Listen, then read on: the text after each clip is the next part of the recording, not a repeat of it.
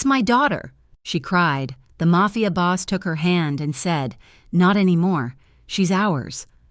The smell of stale coffee and hot grease clings to my hair, a perfume I can never wash out. I work double shifts, 40 hours turning into 60, 60 turning into 70. The vinyl on the diner booths is cracked, the chrome on the counters is dull, and the ache in my feet is a permanent resident. My name is Jenna Merrick, and my life is a cycle of exhaustion, held together by the thin, fraying thread of my daughter, Nicolette. She's 6 years old, small for her age, with eyes too big for her face and a soul too quiet for this city. Lantana Heights is a place of noise and rust, of sirens that wail in the night, and neighbors who shout through thin walls. My daughter lives in a world of whispers, her drawings and the puff of her inhaler. Her asthma is a constant, humming anxiety beneath my own, a reminder of how fragile she is, how fragile this life I've built for us is. I scrubbed the last coffee pot, my reflection staring back at me from the stainless steel. Tired, haunted, I look older than 27. I look like the gritty city has sunk its teeth into me. My shift ends at 7. I walk the 3 blocks to Mrs. Petrov's apartment, the air thick with the coming night. She's a kind woman, Russian, smells of cabbage and cigarettes, and she watches Nicolette for $12 a day, a price I can barely afford but cannot live without. "She was good," Mrs. Petrov says, her voice a gravelly comfort. "Drew pictures." Nicolette comes to the door, her small hand clutching a drawing of 2 stick figures. One is tall, with yellow crayon hair, me. The other is small, holding a blue balloon. She doesn't run to me. She never runs. She walks, her steps measured, and presses her face into my jeans. "Hi, baby," I whisper. Kissing the top of her head, I pay Mrs. Petrov, my wallet feeling painfully light, and take her hand. We walk home. Our building is at the end of the block, a crumbling brick facade that promises nothing and delivers just that. The streetlights flicker, casting a sick orange glow. I see it from 30 feet away. My heart stops. Not a stumble, but a full, hard stop. On the wall beside our apartment door, fresh and wet, is a graffiti tag. It's not the usual neighborhood mess. It's precise. A black, coiled serpent biting its own tail, a stylized DE in the center. Coded cartel markings. My breath hitches. I haven't seen that mark in 6 years. I thought I was safe. I thought I was hidden.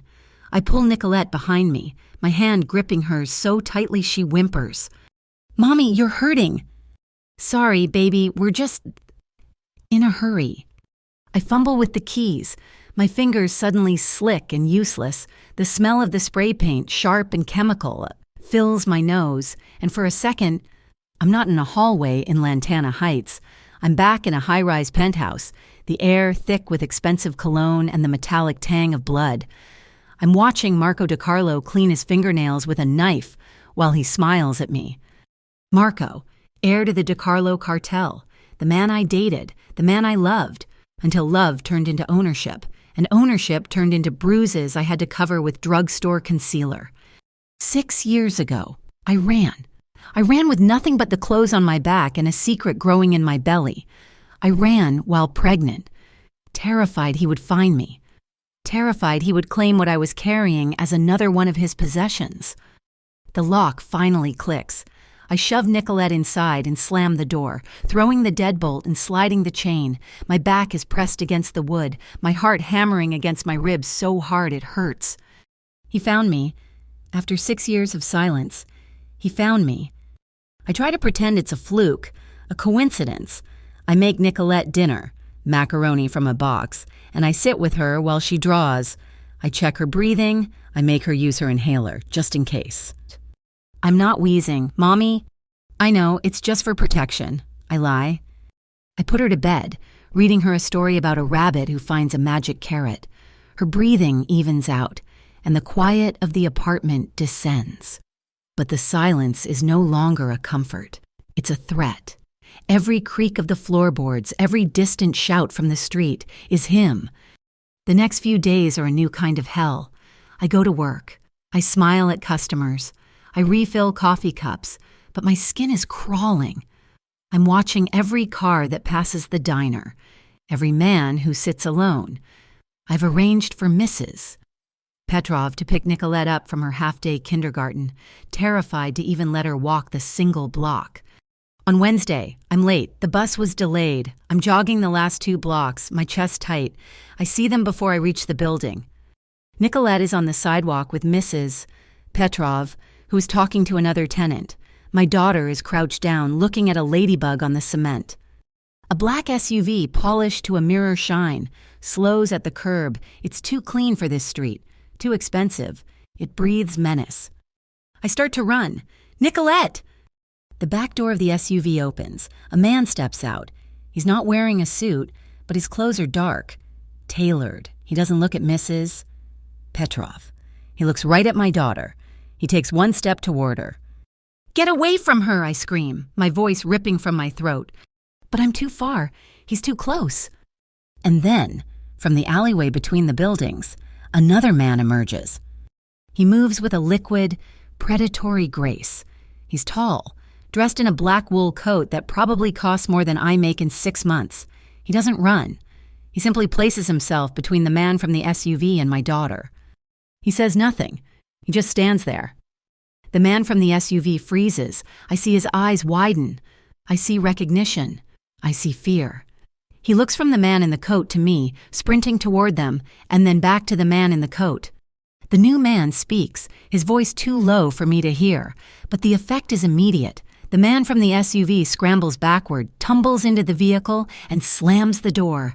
The SUV squeals away from the curb, burning rubber. I finally reach them, grabbing Nicolette and pulling her against my body. She's crying, scared by my scream. Mrs.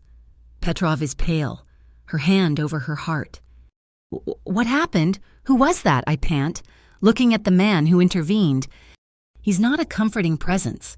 He's the opposite of comfort. He's all hard lines and shadows.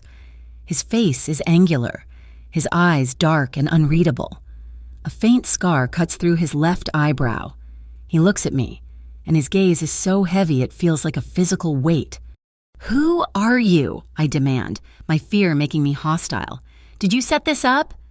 He almost smiles. It's a cold, humorless twitch of his lips. "No." "Then what do you want?" He steps out of the shadow of the alley, and the orange streetlight hits his face. I recognize him now, not personally, but from the whispers, from the fear that permeates Lantana Heights. This is Vincent Moretti, the boss of the Moretti Syndicate. He owns this side of the city. He's the rival to DeCarlos. He's the other monster in the dark. This isn't a rescue. This is a territorial dispute. "My name is Vincent Moretti," he says, his voice a low, smooth rumble. It's calm, which only makes me more terrified. He knows my name, Jenna Merrick. My blood runs cold. "They're watching you," he says, not as a warning, but as a fact. They know where she sleeps. I recoil, pulling Nicolette tighter. "Stay away from us. Stay away from my daughter." I turn and run, dragging Nicolette with me up the stairs to our apartment. I don't look back. I slam the door, bolt it, chain it. My hands are shaking so violently I can barely function. I check Nicolette over, my hands patting her down, searching for injuries that aren't there. "It's okay, baby, it's okay. Mommy's here." And I see it. Slipped under our door while we were outside. A single blood-red envelope. It has no name on it. I pick it up.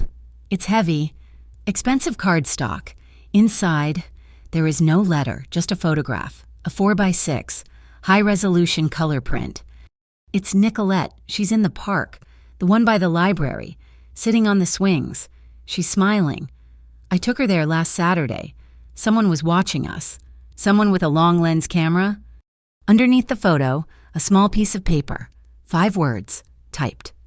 She belongs to us. A sound leaves my mouth. Half sob, half scream. I drop the photo as if it's on fire. A knock comes at the door. Not a gentle tap, a solid, heavy-knuckled rap. I freeze. "Go to your room, Nicolette. Go now and hide in your closet. Do not come out."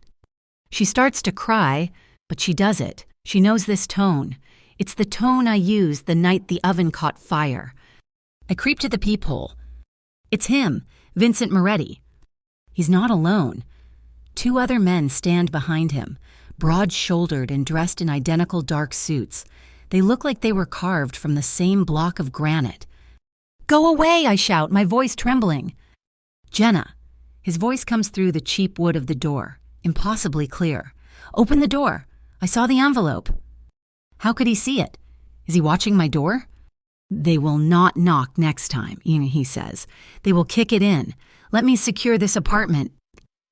"Why?" I cry out, my back pressed against the wall. "Why are you doing this? We're nothing to you." There's a pause. The silence in the hallway is heavy. "I knew your brother," he says. The words punch the air from my lungs. Leo, my older brother, the one who died before I ran, the one who got mixed up in this life and never got out. "I knew Leo," Vincent repeats, his voice softer now, but no less firm.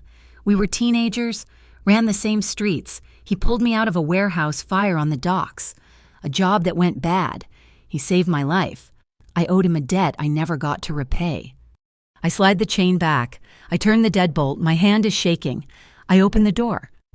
He stands there, filling the frame. His eyes meet mine, and there is no pity in them. There is just resolve. "He told me to look out for his kid sister, if she ever needed it," he says quietly. "Looks like you need it."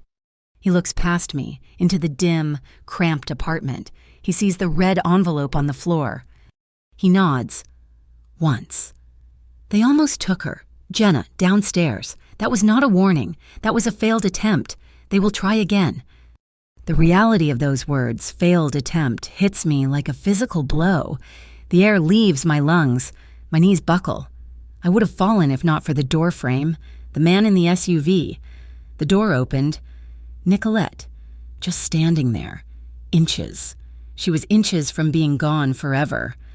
A dry, racking sob escapes me. I'm not crying. I'm just breaking. "Please," I whisper. It's the only word I have left. Vincent steps inside. He doesn't touch me. He walks past me, and his 2 men follow. They are all business. They don't look at me or my messy apartment. They move with an efficiency that is terrifying.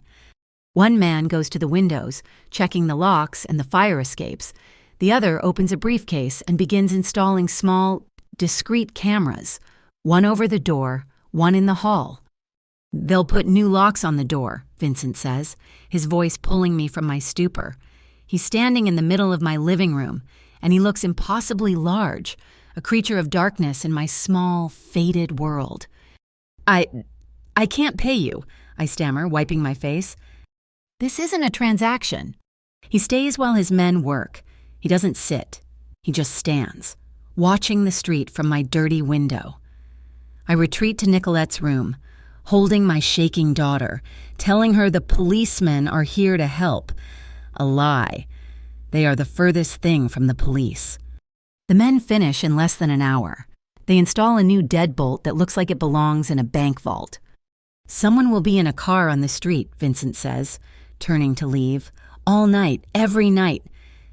His men file out. He pauses at the door. "Don't leave the apartment. Not for work, not for anything. Someone will bring you food." He is about to leave, but I'm still standing there, shaking, hollowed out. He looks at me, and his expression softens. Just a fraction. "He won't get her," he says. And then he's gone. That night, I didn't sleep. I sit on the couch watching the new, blinking red light of the camera over the door. Nicolette is asleep in her bed. I am wide awake. Around 3 a.m, the fear becomes too much. It's not a rational anxiety. It's a physical thing. The walls of the apartment are shrinking. My chest tightens. I can't get a full breath. Marco, the photo, the man in the SUV. I stumble to the kitchen sink, gripping the porcelain counter, my knuckles white. I'm gasping, but no air is coming in.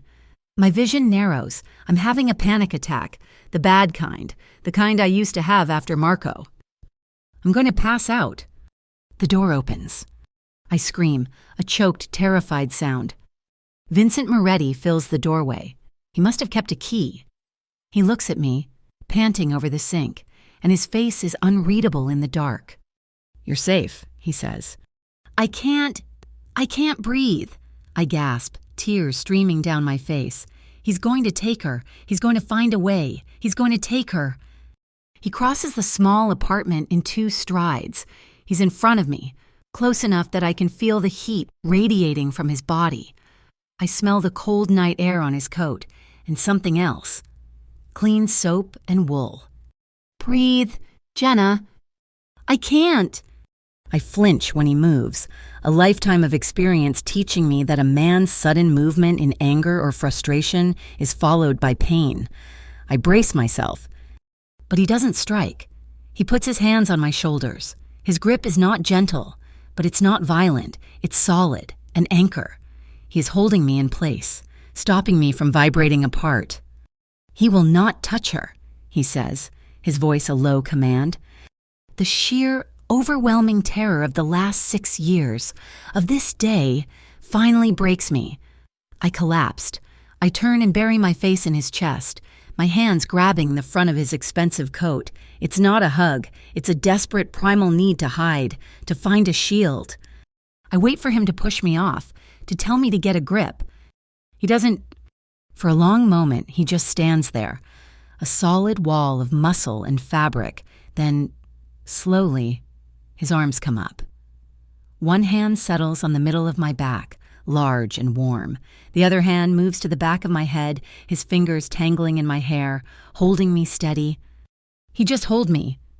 We don't speak. The only sound is my ragged, desperate sobbing muffling against his coat. The silence in the room is charged. It's not a desire, it's possession. It's the silent, unspoken claim of protection. It is heat and memory, and the first time I have felt anything other than cold fear in 6 years. I am being held by a man more dangerous than the one I'm hiding from, and yet I am breathing again. I don't know how long we stand there. Time stops. Eventually, my sobs quiet, my breathing evens out. I am exhausted, boneless. I wake up on the couch. I don't remember lying down. A heavy wool blanket is tucked around me. The apartment is gray with the first light of dawn. He's gone. But on the small table by the couch, there is a phone, a black, nondescript burner phone. I pick it up. It's heavy. I turn it on. There is one contact saved in the directory. My hands are still shaking, but for a different reason. I don't trust him. I can't. He is Mafia. This is a game, and my daughter is the prize. I need real help. I need family. I think of my cousin, Maria. We grew up like sisters, but I cut her off when I ran. I cut everyone off. She lives in Lantana. On the other side of the river, she's safe. She's not in this life. I grab the burner phone. I dial her number from memory. She picks up on the 3rd ring. "Hello?" "Maria," I whisper, my voice thick. "Jenna, oh my God, Jenna, where are you? Are you okay?" Relief floods me so strong it makes me dizzy. "Maria, I'm in trouble. I'm in serious trouble. It's Marco. He found me." There is a sudden, cold silence on the other end of the line. "He found me. Maria," I repeat, panic rising. "He found my daughter. He tried to take her." More silence.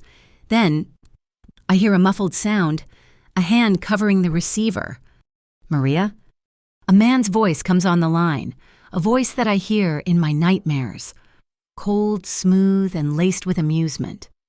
"Thank you. Maria, I'll take it from here." My blood turns to ice.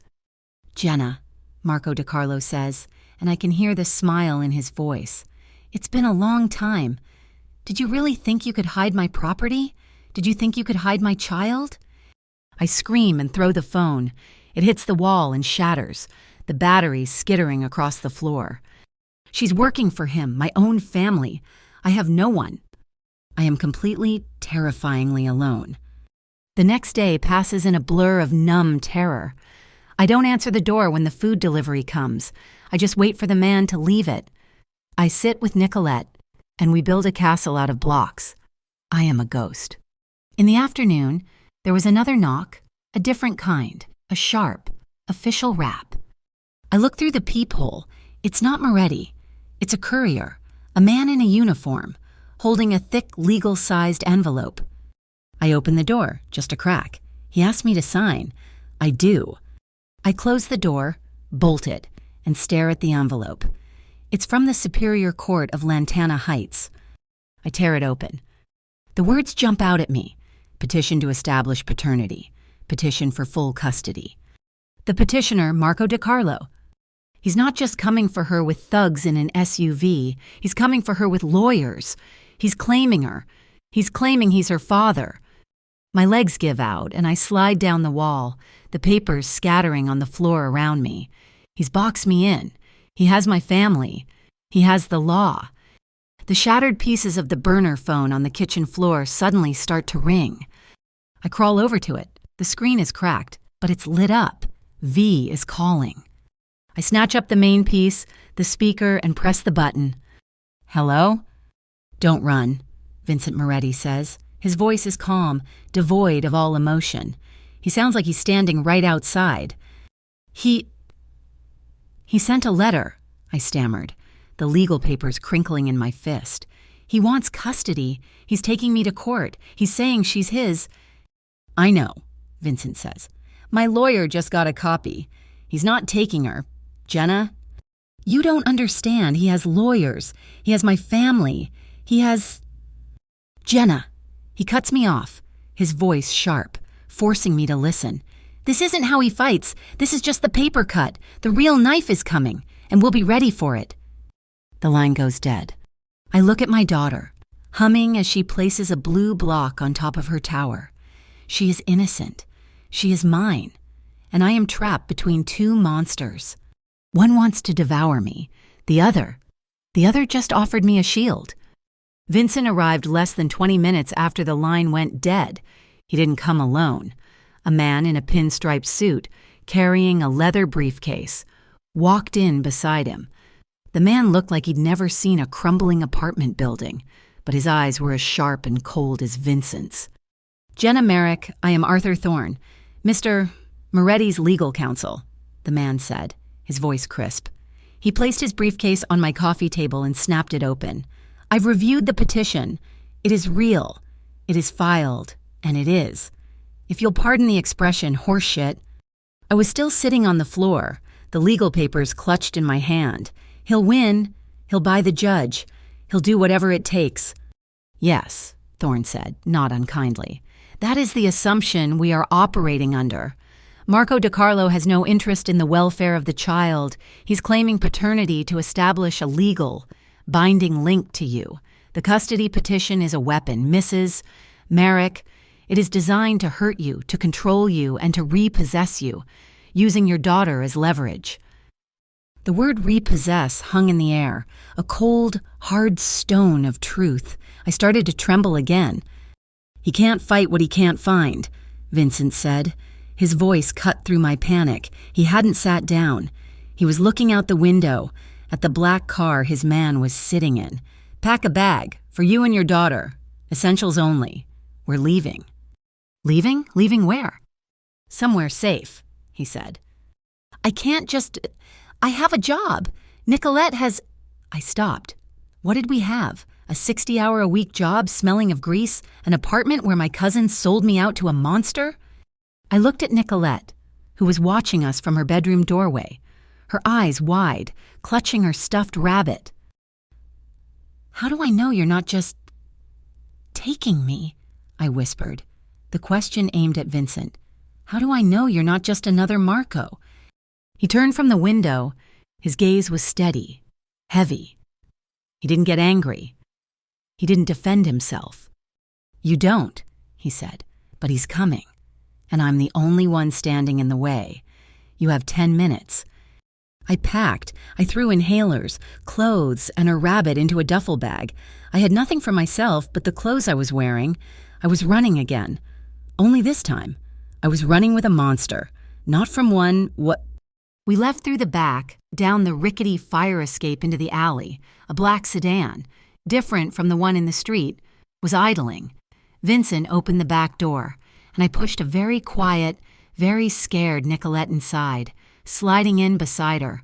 Vincent got in the front. The car moved before his door was fully shut. We drove for over an hour, leaving the grime of Lantana Heights behind. The city gave way to suburbs, the suburbs to dark, winding country roads. I held Nicolette's hand, my own heart a cold knot in my chest. We turned onto a private road marked with no sign. High stone walls, at least 12 feet tall, emerged from the darkness, topped with wrought iron. A massive black gate slid open as we approached, revealing a long driveway lined with old-growth trees. The house at the end was not a house. It was an estate, a sprawling stone manor that looked like it had been stolen from the Italian countryside. It was dark, imposing, and completely isolated. "Where are we?" I breathed. "A private Moretti property," Vincent said. "No one knows it's mine. You will be safe here." The car stopped. Men in dark suits were waiting by the door. They were security, not servants. They nodded at Vincent as we got out. Inside, the house was silent and immaculate. The floors were polished marble, the ceilings impossibly high. A woman in a simple black dress, her hair in a severe bun, was waiting in the foyer. "This is Elena," Vincent said. "She runs the household. She will get you whatever you need."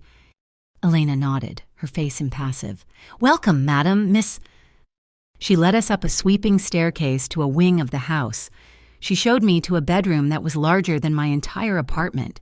It had a 4-poster bed, silk wallpaper, and a bathroom made of white marble. "The young miss will be next door," Elena said, opening an adjoining door. Nicolette's room was decorated for a child, filled with dolls and books that looked like they had never been touched. "I want her with me," I said immediately. "Of course," Elena said, unfazed. She shut the adjoining door. "A cot will be brought in. Dinner will be served in your room in 30 minutes. She left, and the silence of the massive house settled on us. I sat on the edge of the silk bedspread, the duffel bag at my feet. Nicolette, sensing my fear, climbed into my lap and buried her face in my neck. "Is this a castle, Mommy?" she whispered. "Sort of. Baby," I whispered back. It's a safe place. I was a prisoner. I had traded a cage of poverty for a cage of luxury. The walls were higher, the locks were stronger, but I was just as trapped. The days that followed were a blur of disorientation. Vincent's team, led by Arthur Thorne, began their work. They were ghosts in the house. I would see them in a library downstairs, huddled over laptops and legal documents. They were investigating Marco, the courts, and my past. I was overwhelmed. The security was absolute. I couldn't leave the house. Men patrolled the grounds. The staff, Elena and a cook, spoke to me only when necessary. But it was not a cruel place. The food was incredible. Elena brought clothes for me and Nicolette, expensive, soft fabrics that felt alien on my skin. But it was the kindness that unnerved me. It was the way they treated Nicolette.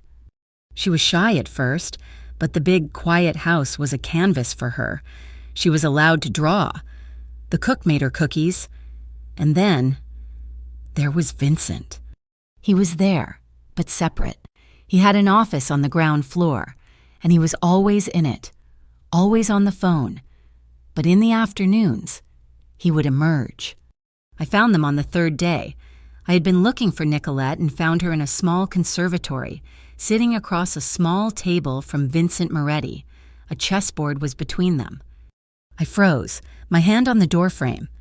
Vincent was not a man I associated with gentleness, but he was leaning forward, his forearms on his knees, speaking in a low, patient voice. "See this piece?" he was saying.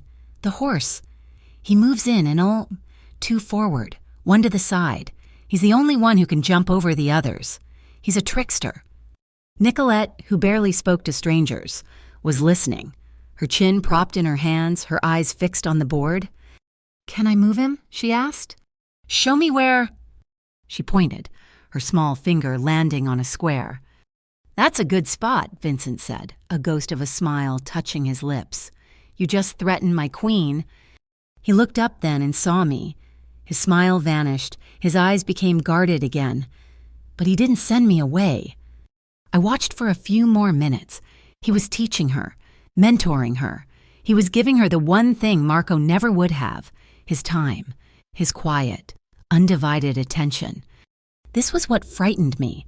It was not the armed guards or the stone walls. It was this. It was the growing affection in my daughter's eyes. It was the slow, creeping sense of gratitude in my own heart. I was becoming dependent on him, and dependency was a weakness Marco had exploited until I had nothing left. That night, I couldn't sleep. Nicolette was breathing softly in the small bed Elena had placed next to mine. I was pacing the opulent room, a tiger in a cage. I felt powerless, a pawn being moved around a board by men who were smarter and stronger than I was. I went looking for him. I found him in the library, a glass of dark liquor in his hand, staring into a cold fireplace. "She's not a stray dog you can just feed," I said. He turned, his expression unreadable. "What?" "Nicolette, chess, kindness. What is this, Vincent? What's your angle? Are you trying to buy her? Trying to buy me? Is this what you do? You find broken things and what? Fix them so they belong to you?" My voice was rising, shaking. I was lashing out, and I didn't care. "I'm tired of being powerless," I spat. "I spent 6 years surviving. I scrubbed floors. I worked doubles. I kept my daughter safe. It was hard, and I was poor, but I was free. Now I'm just a possession in a different house.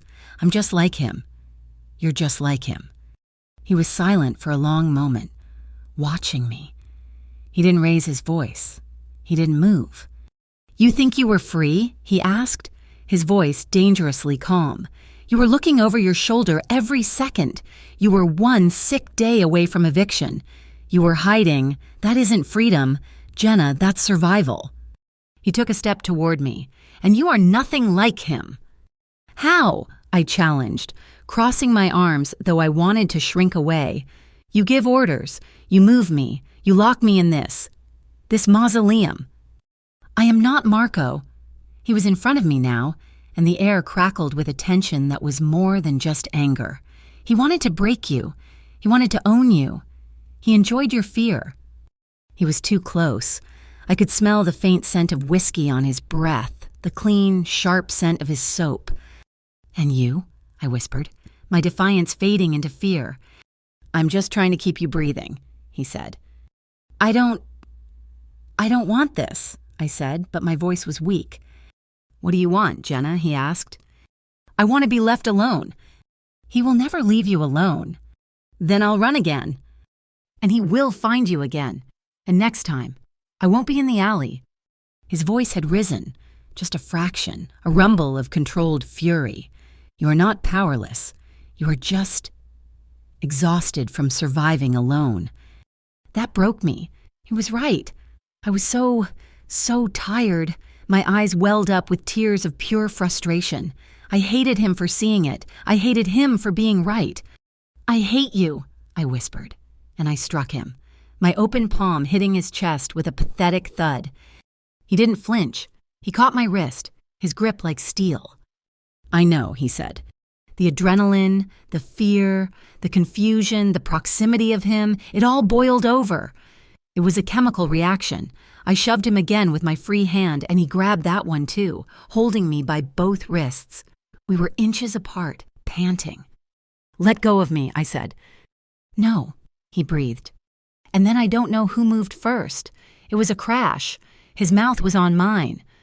It was not a gentle kiss. It was desperate. It was rage and fear and 6 years of loneliness colliding. It was hard, punishing, and deep.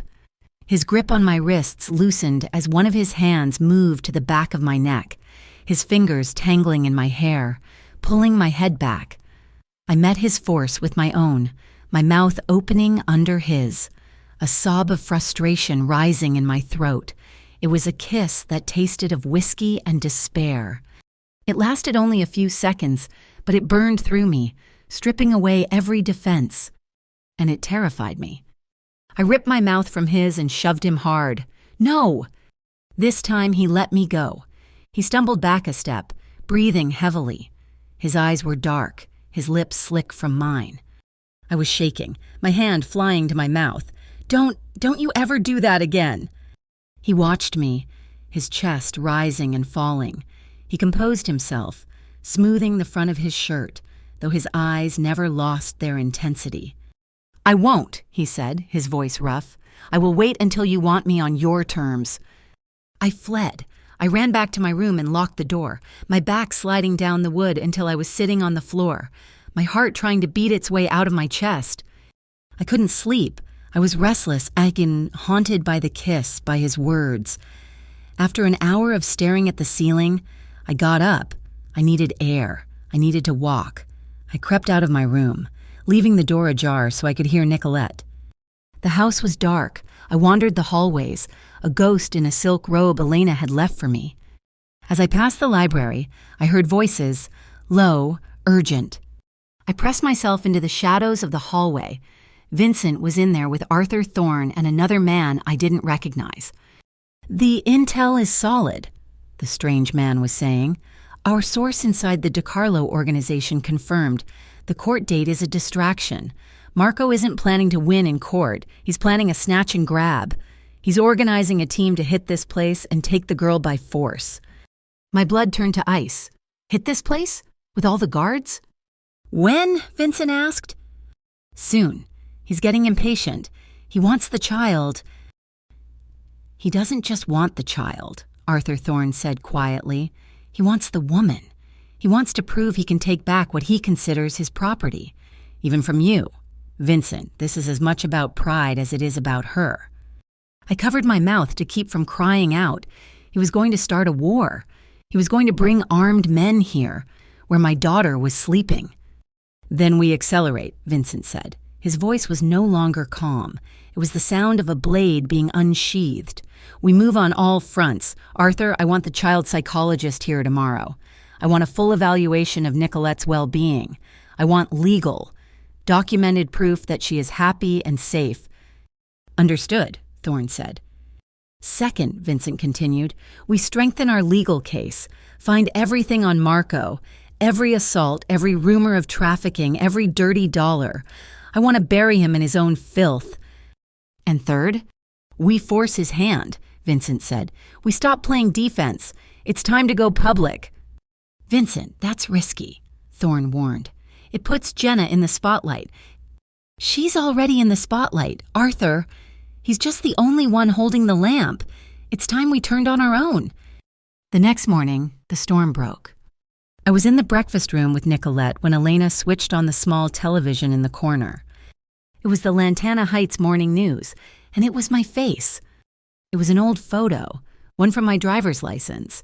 They were running a story.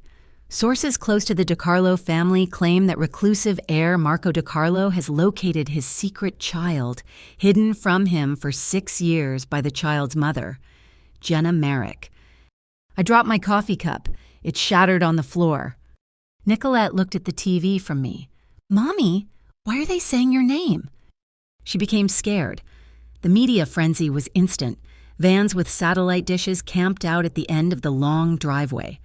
Unable to get past the gates, choppers flew overhead, trying to get pictures of the mystery compound. Nicolette hid. She went from a shy, curious girl playing chess to a withdrawn, silent child who wouldn't leave our room. She had nightmares. I was helpless. I was trapped, and now the entire world was watching. I found Vincent in his office. "This is what you wanted," I yelled, throwing a newspaper on his desk. My face was on the front page. "You wanted this? They're calling me a kidnapper. They're saying I stole his child." Vincent stood up. He walked over to me, calm as ever. "Yes," he said. "You did this." "I did," he said, unflinching. "They were going to paint a picture. Jenna, so I painted one first. They leaked that you were hiding. Now, we reframe the narrative." "Reframe it? How?" He picked up the phone. "Arthur, do it." He hung up. He looked at me. "Watch." He turned on the television in his office. An hour later, on the midday news, a new story broke. An anonymous source has leaked documents to this station detailing a long history of domestic abuse allegations against Marco DiCarlo, filed by Jenna Merrick 6 years ago. Photos obtained by our news team show, well, they are graphic, showing significant bruising. They were my photos, the ones I took, the ones I gave to the police who told me they couldn't help me. How? I whispered, staring at the screen. I told you, Vincent said. We find his filth. We bury him in it. They said you were a woman hiding his child. We just told the world why you were hiding. You're not a kidnapper, Jenna. You're a survivor. And you're protecting your daughter. I looked at him, at the quiet, strategic power radiating from him. He hadn't just protected me. He had fought for me. He had used the truth as a weapon. My anger dissolved, replaced by something warm and terrifying. Gratitude, admiration. That night, I put Nicolette to bed. I read her a story until her breathing evened out. The psychologist, a kind woman named Dr. Alani, had spent the day with her, and it seemed to have helped. But I couldn't rest. I thought about the kiss in the library, all fire and fury. I thought about his promise. I will wait until you want me on your terms. I made a choice. I left my room, my bare feet silent on the cold marble floors. I walked down the hall to his office. The door cracked open. He was inside, standing at the window, just as he had been in my apartment, a man who was always watching. I pushed the door open. He turned. He saw me. He didn't speak. He just watched me, his face a mask of control. I was trembling. My body was thrumming with a mixture of fear and a new, sharp, undeniable desire. This was my choice. I was not powerless. I was not exhausted. I walked toward him, my steps small but steady. I stopped when I was standing right in front of him. I could feel the heat coming off his body. I reached up, my hand shaking, and touched his face. My fingers grazed the scar on his eyebrow. He didn't move, but his eyes followed my hand. Jenna, he whispered. It was a warning. I silenced him. I rose up on my toes and I kissed him. This time, it was not a crash. It was not anger. It was a slow, vulnerable, trembling question. My lips touched his, soft and unsure. For a second, he remained perfectly still, frozen. Then, he exhaled, a long, shuddering breath, and his hands came up to cup my face. His thumbs brushed my cheekbones, and he kissed me back. The tenderness of it shattered my remaining walls. It was a kiss of agonizing slowness. It was a long-denied hunger, held in check by a promise. His mouth was gentle, careful, exploring mine as if he were memorizing it. I wrapped my arms around his neck, pulling myself closer, and the kiss deepened. It was full of emotion, full of the silent, terrible days we had endured. It was the heat I felt in the apartment, the respect I felt when he taught my daughter chess, the gratitude I felt when he defended my name. His arms wrapped around my waist, pulling me tight against him, lifting me slightly off the floor. I felt his body, hard and warm, through the thin silk of my robe. He kissed my jaw, my throat, his lips a hot, reverent brand on my skin. He picked me up, one arm under my legs, the other supporting my back, and carried me from the office, never breaking the kiss. He took me to his bedroom, a large, dark room dominated by a massive bed. He laid me down, his hands and mouth gentle, slow, deliberate. There was no violence in his touch. There was only a deep, profound, restrained passion. He undid the sash of my robe, his eyes never leaving mine, asking permission at every step, and I gave it. Our night together was slow. It was vulnerable. It was a quiet, desperate collision of two people who had lived in the dark for too long. It was charged with a tenderness I never knew could exist. Afterward, I lay tangled in his arms, my head on his chest, listening to the steady, strong beat of his heart. I felt, for the first time in 6 years, completely and utterly safe. I was quiet, processing the monumental shift that had just occurred. He had waited. He had let me come to him. He was not Marco. He brushed the hair back from my face, his fingers tracing the line of my shoulder. I don't want to protect you like a client," he said softly, his voice a low rumble in the darkness. "I want to protect you like a man who cares." The dress was armor. It was made of emerald green silk that felt heavier than my diner uniform ever had. A cool, liquid weight against my skin. Elena had styled my hair, pulling it back in a way that looked effortlessly elegant, and the diamond earrings she'd provided felt like tiny, cold weights on my ears. I looked in the full-length mirror and saw a stranger, a woman sculpted for a world of crystal and quiet, dangerous power. "You look beautiful, Jenna." Vincent stood in the doorway of my room. He was in a black tuxedo, perfectly tailored. It was the first time I had seen him in anything other than dark suits or casual clothes. The formal wear civilized him, but it only seemed to enhance the predatory grace he carried. He was a panther in a politician's clothes. I was nervous. My hands were damp. "I don't belong in this. Vincent, these people, they'll know. They'll see right through me." "They will see what I want them to see," he said, walking toward me. He stopped, adjusting the small strap on my shoulder, his fingers a brief, warm touch against my skin. "They will see a strong woman, the face of a new foundation." "You're using me," I whispered, though the accusation had no heat.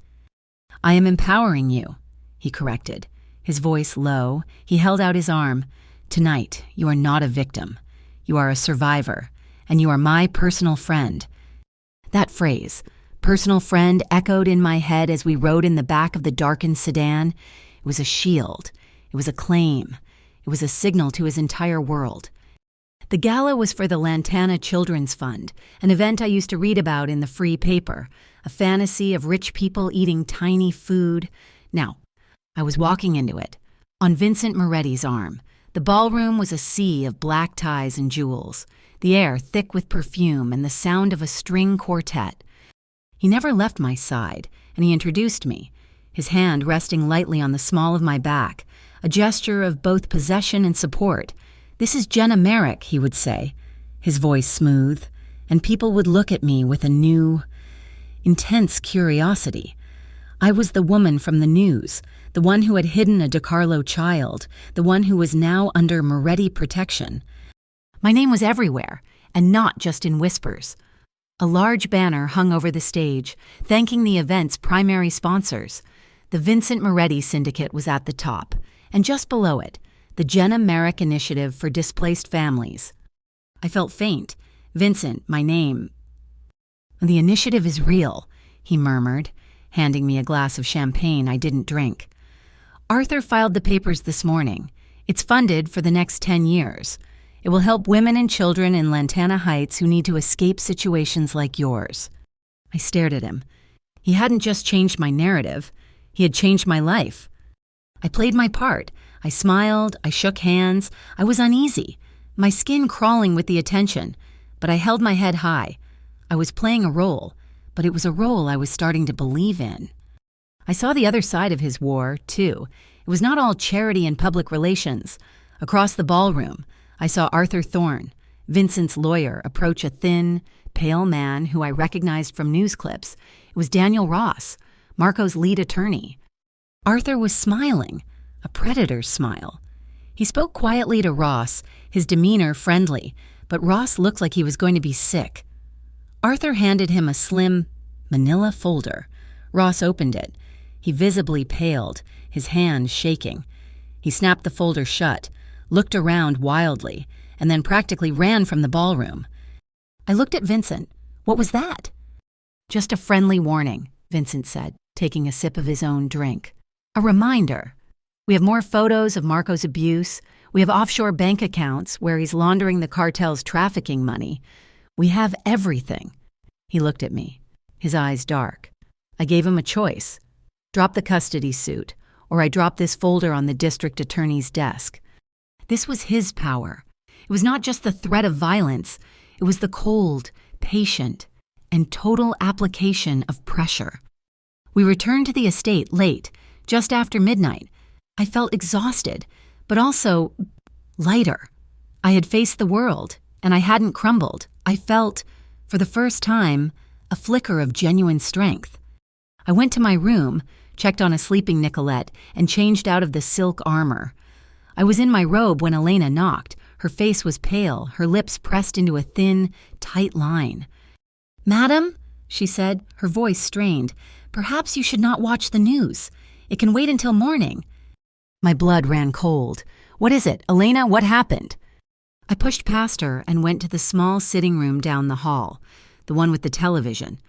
I clicked it on. It was a late-breaking news segment. "We are just receiving this," the anchorwoman said, her voice serious.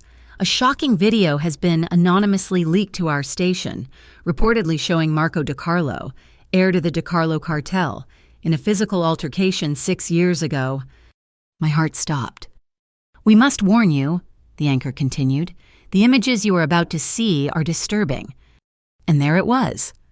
It was grainy, filmed on a cell phone at a party.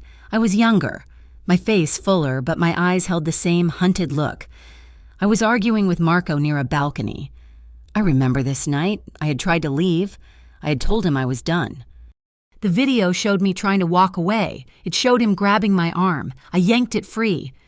And then the sound, the sharp, sickening crack of an open palm slap that snapped my head to the side.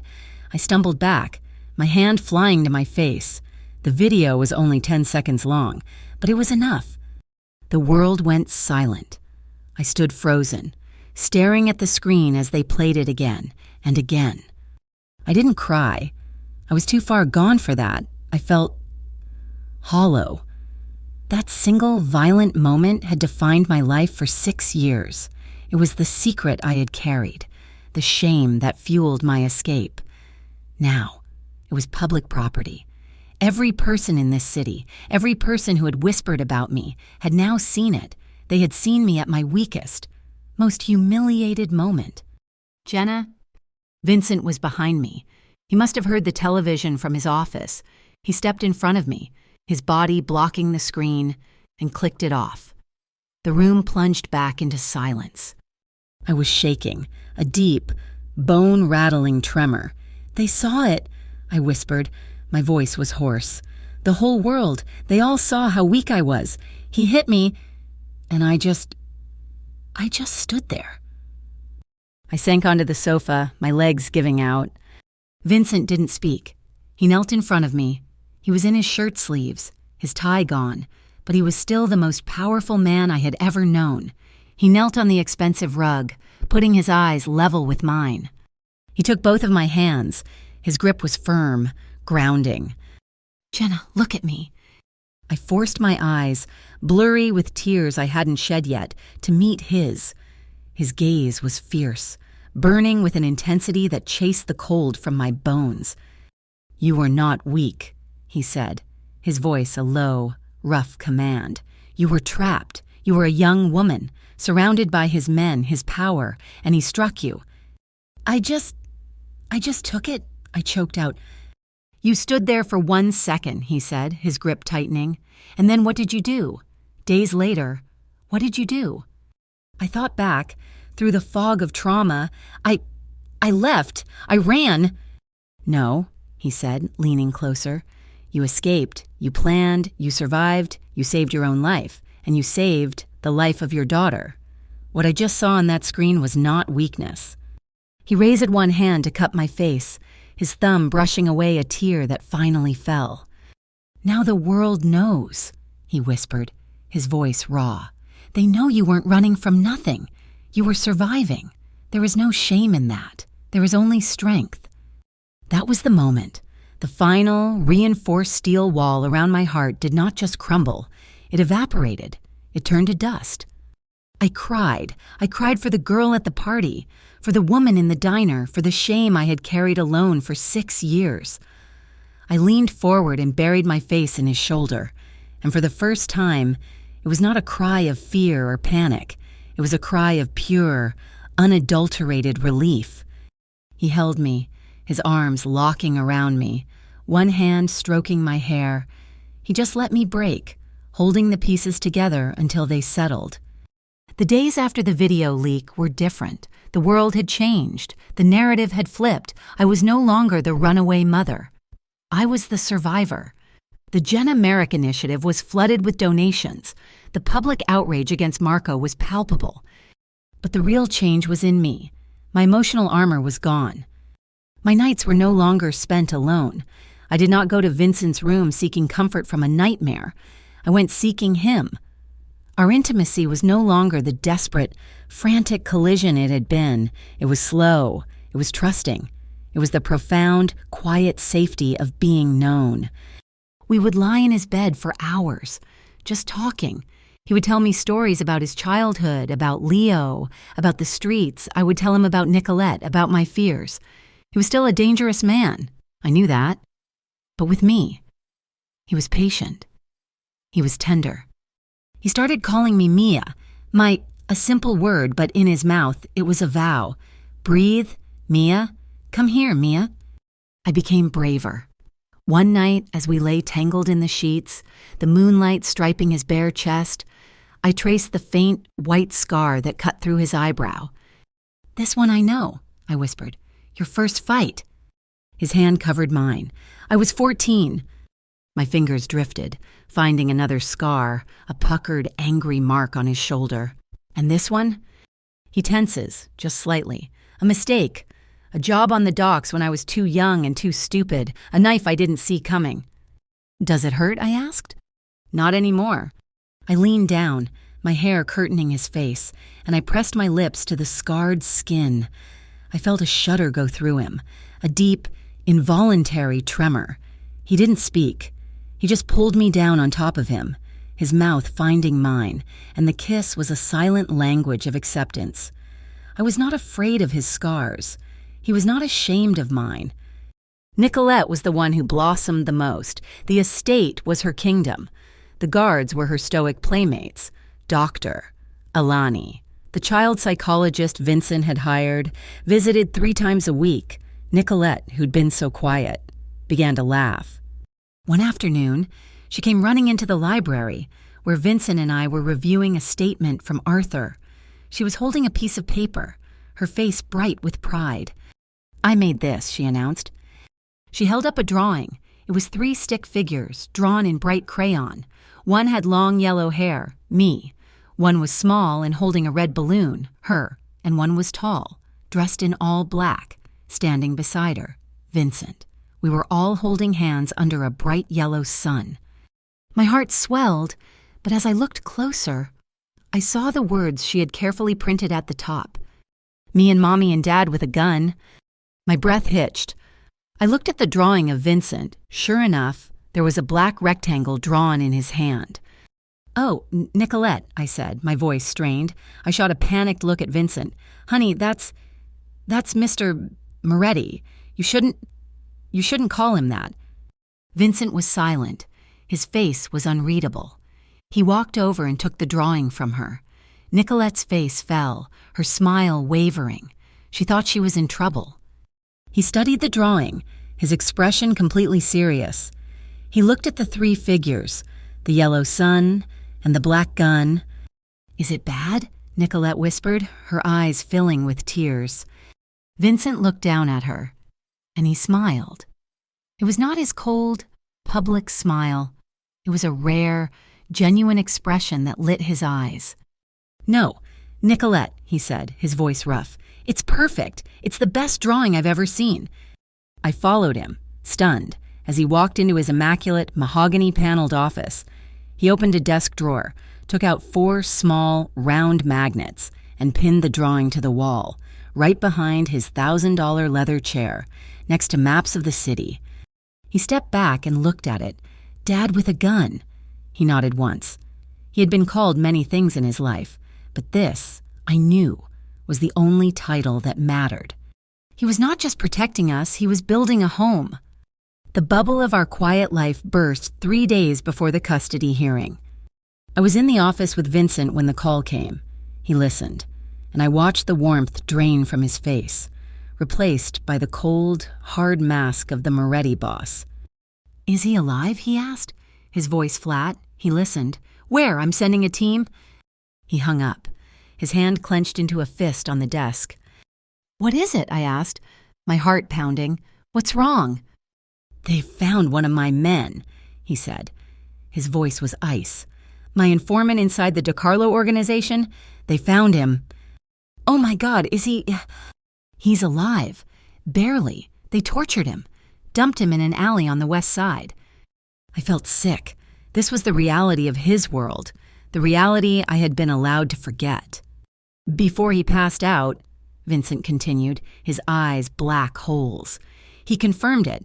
Marco's plan. The hearing is a charade. He knows he can't win now. He's not planning to—" "What? What is he planning?" "An ambush," Vincent said. He turned and walked to a large, built-in cabinet. He unlocked it. It was a safe, filled with weapons. "He's hitting the courthouse. He's organizing an armed team to snatch Nicolette during the hearing." The air left my lungs. "He's going to bring guns? To a federal courthouse?" "He's desperate," Vincent said. He took out a sleek black handgun, checking the magazine with an efficient, practiced motion. The sound of the slide clicking into place was the loudest sound I had ever heard. He's lost his reputation. He's losing his money. He has nothing left to lose. He thinks he's untouchable. "Vincent, no." I was shaking, the old fear returning, cold and sharp. "You can't. Please, don't start a war. Don't become him. Violence. It just makes more violence. It never ends." He stopped, the weapon in his hand. He looked at me, and his face was a mask of cold fury. "Jenna, he's coming for our daughter." He said it again. "I know," I pleaded, walking to him, placing my hands on his chest. I could feel the coiled tension in his muscles. "I know, but please, promise me. Don't kill anyone. You're better than he is." He looked down at me, his jaw tight. He cupped my face, his hands hard. "I will not start a war, Mia," he said, his voice a raw, brutal promise. "I will finish one, I promise you. I will not escalate. I will not kill anyone." He paused, and his eyes turned to black ice. "Unless they come for the child, if they put one hand on her, Jenna, I will burn their entire world to the ground." That night, the night before the hearing, the estate was a fortress. Guards patrolled every hallway. The tension was a living thing, a predator stalking the rooms. I couldn't be alone. I was in his bedroom, sitting on the edge of the bed, watching him plan with his men. I was sick with fear. He was preparing for war, and I was holding a secret that could make it all meaningless. A secret so deep and so dark, I had never even admitted it to myself. He dismissed his men. He was alone with me. He was checking his own weapon again, laying out a dark suit for the morning. "Vincent," I said, my voice was a tiny, trembling thing. He stopped. Instantly alert, he turned to me, his full attention focused. "What is it?" This was it, the last lie, the last wall. There's something I never told you," I stammered, twisting my hands in my lap. "Something I never told anyone. It's about Nicolette, about her father." His face hardened. "Marco? What about him?" That's the thing." The tears came, hot and fast. I don't know if he is. In fact, I'm almost certain he's not." He didn't move. He just watched me. "I had already left him when I found out I was pregnant." I forced the words out, the confession tearing my throat. "I was already running. I was on a bus. I thought I was free, but his men found me at a rest stop in the middle of nowhere." The memory was acid, burning its way up. "They tried to drag me back. I fought. I ran. One of them, an enforcer, he caught me behind the building. I thought he was going to kill me." I was sobbing now, the full, ugly shame of it all. He told me Marco was crazy. He gave me $100 and told me to run north, not west. He said he was letting me go. But before he did, he said there was a price. For my freedom. I looked up at Vincent, my vision blurred. He assaulted me. He said it was a small price. And then he let me go. I ran. I never looked back. Nicolette was born 9 months later. I was falling apart, the confession ripping me open. She looks like me. She has my eyes. But I don't know. Vincent, I don't know. This whole custody case. It's a lie. And he's not her father. But I don't know who is. She might be the daughter of a monster. Or the daughter of another monster. It's all a lie. I braced myself for the disgust, for the rejection, for the cold calculation that this changed everything. He was silent for a long, agonizing moment. His face was stone. Then he walked toward me. I flinched, pulling back. He didn't stop. He sat down on the bed next to me. He didn't touch me, not at first. He just sat there, a solid, breathing presence in my storm. Then, slowly, he took my hand. My hand was cold and shaking. His was large, warm, and steady. "Jenna," he said. His voice was not cold. It was softer than I had ever heard it. "Look at me." I forced myself to meet his gaze.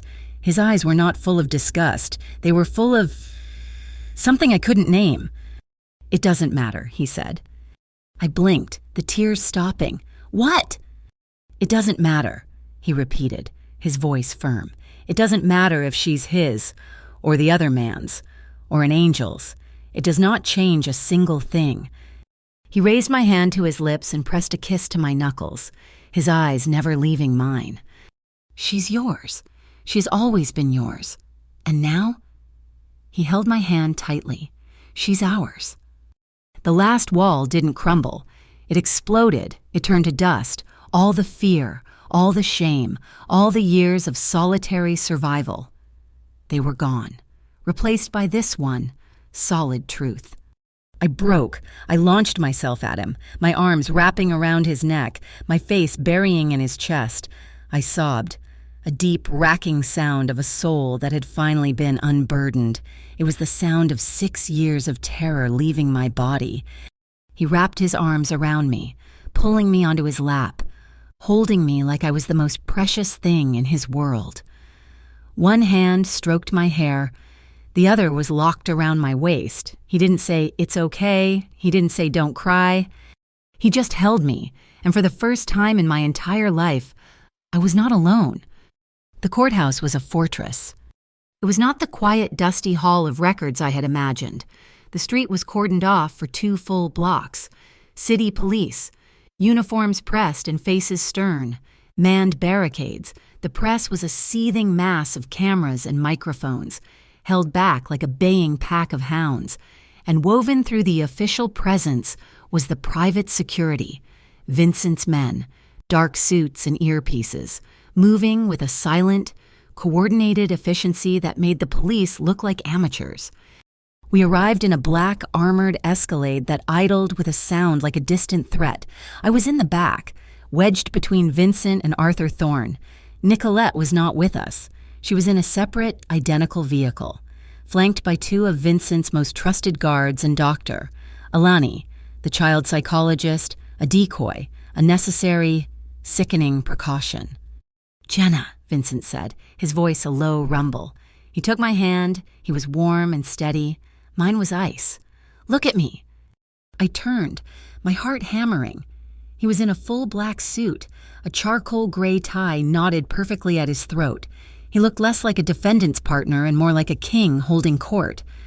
"When you speak," he said, his dark eyes boring into mine, "you speak the truth.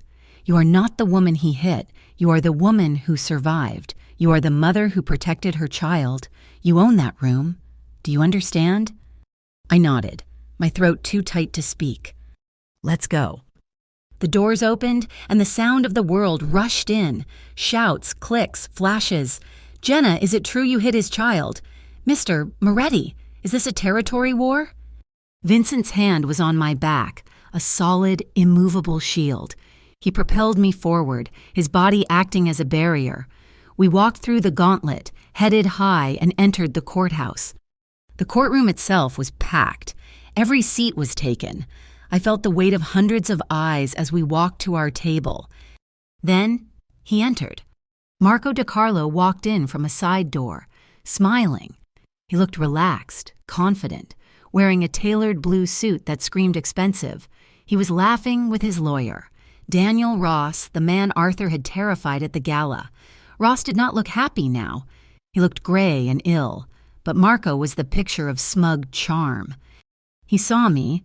His smile widened. He winked, a gesture of such obscene ownership that my stomach turned. Vincent, beside me, went utterly still. The temperature around him dropped 10 degrees. "All rise," the bailiff called. The judge entered. She was a woman in her late 50s, with sharp eyes and an expression that promised no nonsense.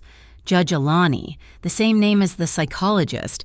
I wondered if Vincent had arranged that, too. The proceedings began. Marco's team went first. Daniel Ross, despite his fear, was a good lawyer.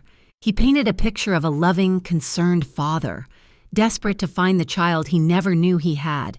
He painted me as an unstable, erratic, and selfish woman. Jenna Merrick did not just leave Mr. DiCarlo, Ross said, his voice dripping with false sympathy. She vanished. She cut off all contact with her family. She's been living in poverty, working at a diner, unable to provide a stable environment. She kept this beautiful child a secret out of spite, not fear. Then came the first bomb. "We have here a certified DNA test," Ross announced, handing a file to the judge. "Conducted by a private and licensed lab, it confirms with 99.9% certainty that Marco DiCarlo is the biological father of Nicolette Merrick." I gasped. "That's a lie," I whispered, grabbing Vincent's arm. "It's a fabrication," Arthur Thorne murmured from my other side. "The lab is owned by a DiCarlo shell corporation. We're already proving it, but it takes time." Then Ross turned his sights on my life. He presented photos of my crumbling apartment. He presented my work schedule, painting my double shifts as neglect. He even had a psychological evaluation, falsified, of course, that claimed I suffered from paranoia and emotional instability, making me an unfit mother. I was being disassembled, piece by piece, my entire 6 years of survival twisted into a narrative of failure and malice. Then it was my turn. The defense calls Jenna Merrick to the stand. I stood up, my legs feeling like water. Vincent squeezed my hand, a silent transfer of strength, and let go. I walked to the stand, I took the oath, I sat down. Arthur began, "Mrs. Merrick, Jenna, can you please tell the court, in your own words, why you left Lantana Heights 6 years ago?" I looked at the judge. I looked at the jury. Then I looked at Marco. His smug smile was still in place. "I didn't leave," I said, my voice shaking, but clear. "I escaped. I told them everything. I told them about the control, the isolation, the jealousy, the night he slapped me, the video they had all seen. I told them about the threats, about his promise that if I ever left, he would find me and kill me. You've heard that I was unstable," I said, my voice gaining strength. "You call it paranoia. I call it listening. I was not unstable, I was terrified, and I was pregnant." "And when you fled," Arthur said gently, "why did you not contact the authorities? Why did you hide?" "Because he is the authority in his world," I said, looking directly at Marco. "His family owns the police. They own politicians. Who was I supposed to call? My cousin, I did. And she betrayed me to him, the system that you're sitting in. It's a weapon for men like him. It's not a shield for women like me." My voice was raw now, the emotion I'd held back for so long finally breaking through. "You say I couldn't provide. I worked 80 hours a week. I scrubbed floors and I poured coffee until my feet bled. I provided. I kept my daughter safe. I kept her fed. I kept her in love. That is not instability. That is survival. That is a mother protecting her child. I did what I had to do." The courtroom was silent. Marco's smile had vanished. He was staring at me, his eyes no longer amused, but cold with rage. The judge watched me, her expression unreadable. She looked down at the documents, then at Marco's team, then at mine. "Mr. Thorne," the judge said, her voice sharp, "you claim the plaintiff's DNA test is falsified. Mr. Ross, you claim the defendant is unstable. I am finding a significant lack of..." verifiable documentation from both sides. She wasn't buying Marco's case, but she wasn't sold on mine either. "Mr. Ross," she continued, "I want to see the original chain of custody for this DNA sample. I want the licensing of the lab that processed it. And Mr. Thorne, I want the full, unedited police report from the abuse claim 6 years ago." She banged her gavel. "We're in recess for 2 hours. I expect those documents to be on my desk when we return." Vincent's team scrambled. Arthur was on the phone, his face grim. The judge had called for documents we thought we had more time to get. This was not part of the plan. Vincent stood up. "It's fine. We have them," he said. Though his jaw was tight, he knew, as I did, that this recess was a complication. He turned to me. "Jenna, you were magnificent." We were led out a secure side door, into a private hallway that led to the parking garage. The plan was to wait in the armored car. Nicolette's car was already there, idling, surrounded by 4 guards. We were halfway across the concrete floor when the sound echoed through the garage. Pop, pop, pop. It was not the loud, booming crash of movies. It was a sharp, contained, terrifyingly real sound. Gunshots. "Down!" Vincent roared.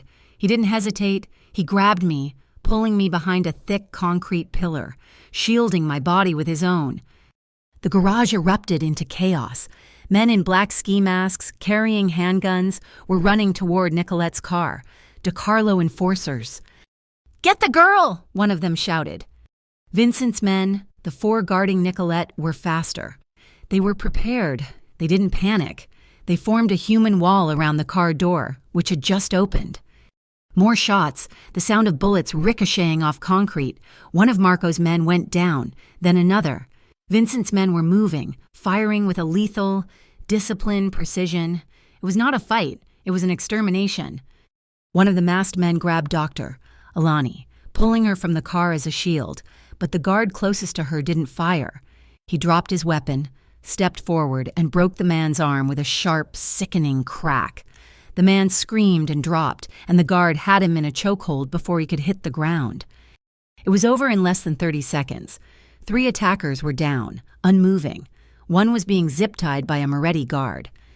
My heart was in my throat. I was shaking so hard I could barely stand. "Nicolette," I breathed. Dr. Alani was on the ground, pale, but Vincent's lead guard, a man named Sal, was pulling my daughter from the back seat. She wasn't crying, she was just frozen. Her eyes wide, her small body rigid with shock. Vincent pushed off the pillar, his own gun now in his hand. He hadn't fired. He hadn't needed to. I ran. I didn't wait for him.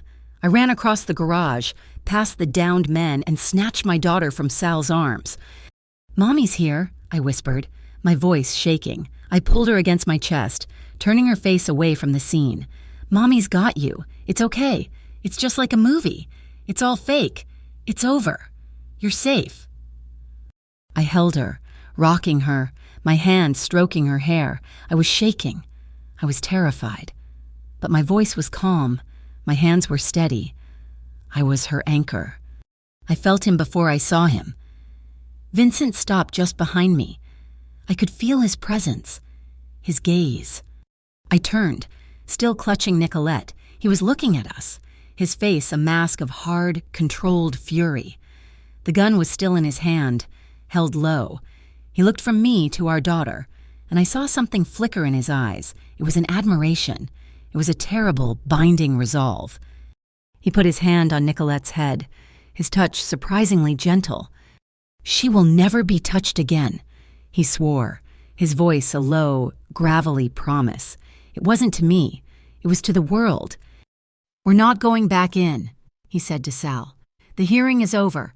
Get the captured one in the van. We're moving to the backup house. Now." The backup safe house was not the grand estate. It was a cold, modern, concrete box in an industrial part of the city, surrounded by a 20-foot-high fence. It was a bunker. Nicolette finally cried, a deep, shuddering sob that broke my heart. "Doctor." Alani took her to a room, a space designed for this. soundproof and filled with toys to help her process. I was left alone in the main living area, a sterile space with leather couches and steel tables. The adrenaline was gone, leaving me hollow and sick. Vincent was in another room. The captured man was with him. I could hear nothing. There were no sounds, no screams. He emerged an hour later. He had taken off his suit jacket and his tie. His white shirt was pristine, but his knuckles were red and raw. He walked to the bar in the corner and poured 2 fingers of whiskey. He drank it in one swallow, his back to me. "He talked," Vincent said, his voice flat. "Is he—" "He's alive," he said, cutting me off. "And he told me everything. The ambush was Plan B. Plan A was the judge. They were waiting for her to stall, to create chaos. He said Marco has more plans." "More?" I whispered, horrified. "He has a container ship at the port. He was planning to lose the case, grab Nicolette in the ambush, and put you both on that ship. Human trafficking. He was going to sell you. Jenna, after he was done with you, and he was going to sell you both." I felt the floor drop out from under me. This was beyond abuse. This was a level of evil I couldn't comprehend. "He will never stop," Vincent said. He turned to face me. His eyes were the coldest I had ever seen. "He will never stop unless I stop him. The courts are useless. The police are useless. He's a rabid dog, and he needs to be put down." "So what do we do?" I asked. "We bait the trap," he said. "I don't understand." "He wants her. Jenna, he's emotional, he's reckless. The loss at the courthouse, the failed ambush. He's furious right now. He's not thinking straight. We can use that." He walked toward me, his face set. "We're going to give him what he wants." I stared at him. "What?" "We're going to fake a handover," he said, his voice level. "We'll leak a message through a channel he trusts. We'll tell him you're terrified. You'll give him Nicolette, as long as he lets you go. We set a time and a place I control. We got him there. We get him to admit what he's doing, his plans, the trafficking. We get it all on tape." I recoiled as if he had slapped me. "No, absolutely not. You want me to use my daughter as bait? You want me to put her in a room with that monster after what just happened?" "She will never be in danger," he said, his voice rising, matching mine. "She will be surrounded by 50 of my men. I will be there. It will be a performance." "No, I will not gamble with her life, not for anything." "What? This is not a gamble," he roared, his control finally snapping. "This is the only move we have left. He is coming for her. He will keep coming, and one day, one of my men will be too slow, or one of his will get lucky. I will not live like that. I will not have her live like that. We end this. We end him tomorrow." I was shaking, caught between abject terror and a cold, rising fury. He was right, and I hated it. "I'll do it," I said, my voice low and fierce. He stopped, surprised by my sudden agreement. "I'll do it," I repeated, "but I have one condition." "Name it." "I'm not sitting in a car. I'm not hiding in a room. I am part of the plan. I will be in that room. I will be the one who hands her over. If I'm going to put her on that stage, I am standing next to her." He stared at me, his eyes searching my face. He saw the steel there. He saw the same maternal strength he had seen in the garage. He nodded. "You'll be wired. I'll be in your ear. But you will do exactly as I say." "Fine," I breathed. The rest of the night was a new kind of hell. We were trapped in the bunker, waiting for dawn, for the plan to be set in motion. Nicolette was asleep, finally, under light sedation from Dr. Alani. It was just me and Vincent. The adrenaline was back, but it was a sour, fearful current. We were both on edge, pacing the sterile room, 2 caged animals. "This is insane," I said, finally, stopping to face him. "We are insane. We are going to a fake kidnapping. What if he starts shooting?" "He won't," Vincent snapped. "He'll be too arrogant. He'll think he's won. He'll want to gloat." "You don't know that. You're gambling, Vincent. You're gambling with her, with me. You're just as bad as he is. throwing lives around like pieces on a chessboard.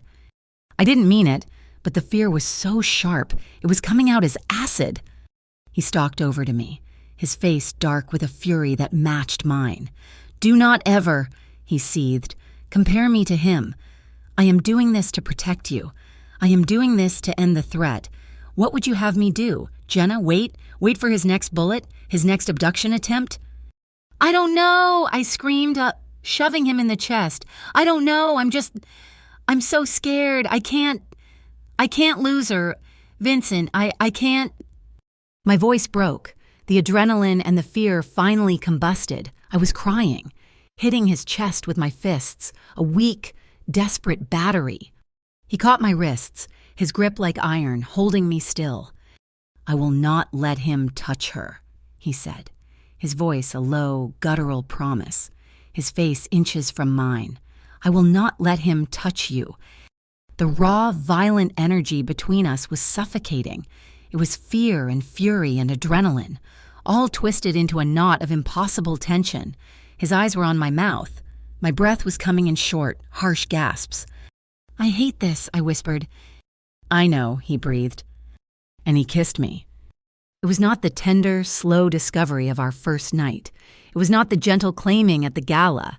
This was a clash. It was raw, breathless, and desperate.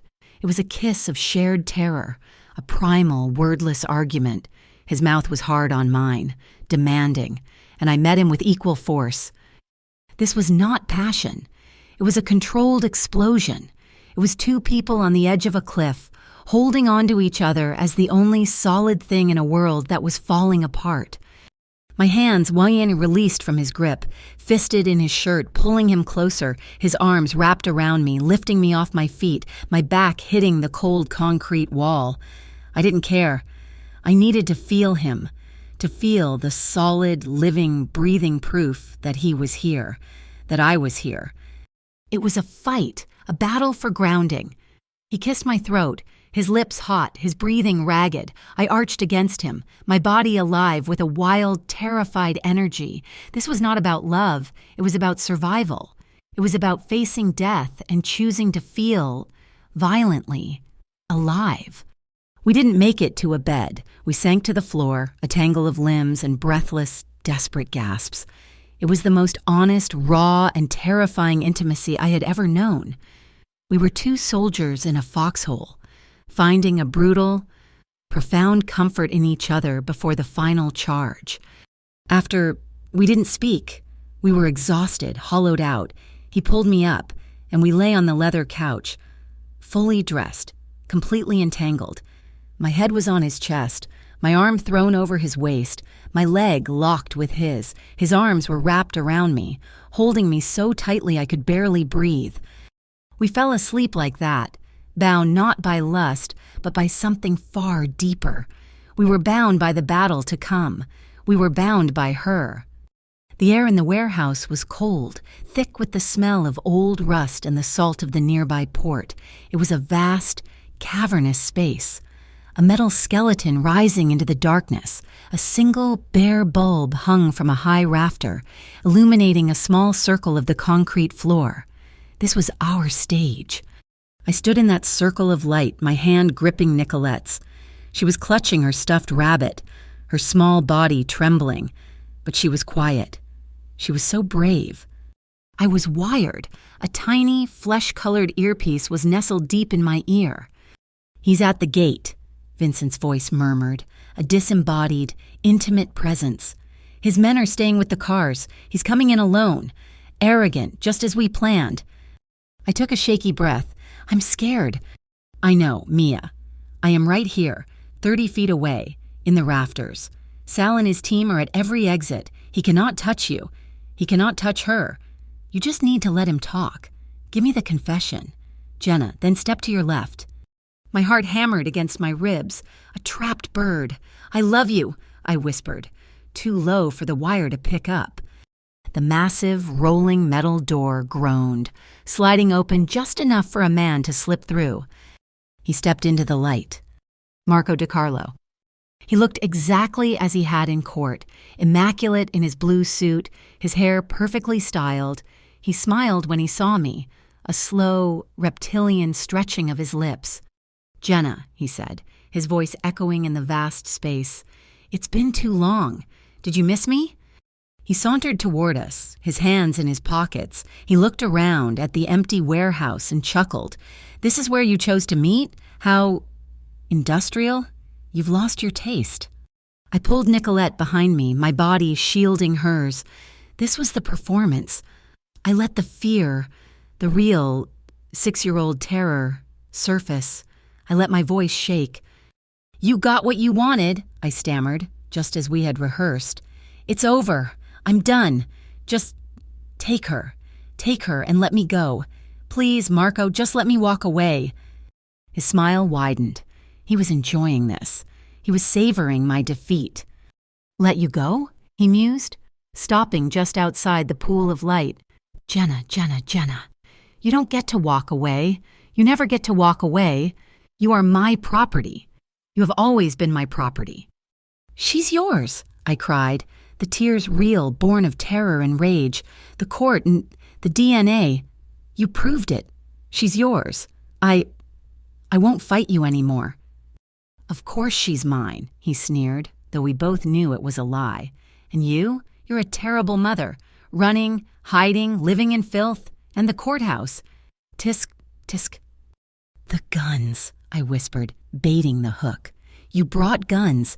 You tried to kill us." Marco laughed, a full, genuine laugh. "Kill you? No, my dear, not then. That was a retrieval, a necessary mess to clean up your failure. You shouldn't have aligned with that gutter rat Moretti. You should have just come home." "Home?" I spat. "He's a brute. I am a businessman," Marco said, stepping closer. I could smell his cologne, the same sickeningly sweet scent from my nightmares. Those men at the courthouse, they were professionals, the same ones who run my shipping routes.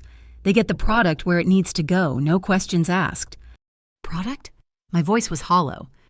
"Cigars, electronics," he waved a dismissive hand. "Sometimes. People. It's a very profitable business, you and the girl. You would have fetched a high price on the European market after I was done with you. Of course." I squeezed Nicolette's hand, a silent signal. "He knows," Vincent's voice said in my ear, calm as stone. "He just confessed to federal trafficking. We have it. Get him one step closer." You're a monster," I whispered, the words true. "I'm a king," he corrected, his voice hardening. He was done playing. His eyes dropped to Nicolette, who was peeking out from behind my leg. "Now, give her to me." He took the final step. He was in the light. He reached his hand out, not for me, but for my daughter. "Come here, girl. It's time to meet your father." "Now, Jenna," Vincent ordered. "Step left." I yanked Nicolette, pivoting on my heel, pulling her out of the line of fire. Marco's head turned, his eyes following us, confused. "What are you—" He never finished the sentence. It was not a sound. It was an absence. A shadow detached itself from the deeper darkness of the rafters, landing on the concrete floor as silently as a panther. "Vincent." Marco froze, his hand still outstretched, his arrogance evaporated, replaced by a sudden, stark, animal fear. He had not believed it. He had not believed Vincent would be here. "Moretti," he snarled, trying to regain his footing, taking a step back. Vincent didn't speak. He didn't pull a gun. He just walked forward, his strides measured, his body coiled with a lifetime of contained, brutal fury. This was not business. This was not a hit. This was personal. Marco tried to raise his hands. He was too slow. Vincent's fist connected with Marco's jaw. It was not a wild swing. It was a short, precise, piston-like strike. The sound was not the crack of a movie. It was a dense, wet, sickening thud of bone impacting bone. Marco's head snapped to the side. His eyes rolled back. He was unconscious before he hit the ground, crumpling like a dropped puppet. For a second, there was absolute silence. Then, the world exploded. The massive warehouse doors at both ends crashed open, flooding the space with the blinding white light of tactical trucks. SWAT! Hands in the air! Hands in the air! The shouts were deafening, echoing off the metal. Dozens of men in full tactical gear, carrying rifles, swarmed the warehouse, their laser sights painting the darkness. Marco's men by the cars, the ones he thought were his protection, were already on their knees, hands on their heads. This was not a raid. This was a cleanup crew. Vincent didn't even look at them. He ignored the men, the guns, the lights. He walked straight past Marco's body, his face still a mask of cold fury. He walked to me. He didn't speak. He just reached out and pulled me and Nicolette into his arms, crushing us against his chest. He turned his back to the scene, shielding us from the arrest, from the body, from his world. I buried my face in his shirt, inhaling the scent of him, soap and wool and safety. Nicolette, in a delayed reaction, finally burst into tears, her small hands fisting in his jacket. "It's over, Mia," he murmured into my hair, his arms a steel cage around us. "I have you. It's over." The man leading the SWAT team, a captain with a grim face I recognized from Vincent's office, came over. He didn't cuff Marco. He nudged him with his boot. "Mr. Moretti," the captain said, his voice all business. "Marco DiCarlo is under arrest. We have his entire crew. The anonymous tip you provided about a human trafficking ring at this warehouse was exceptionally accurate." He looked at the high-definition camera Sal was already retrieving from the rafters. "And it seems we have a full video confession. He'll be facing federal charges. He will never see the light of day again." The media storm was instantaneous. The warehouse footage, the full footage, leaked within an hour. It was a masterpiece of narrative warfare. The news stations played it on a loop. Marco's smug, sneering confession about human trafficking, about the court attack, about his plan to sell us, all intercut with the grainy, 6-year-old video of him slapping me.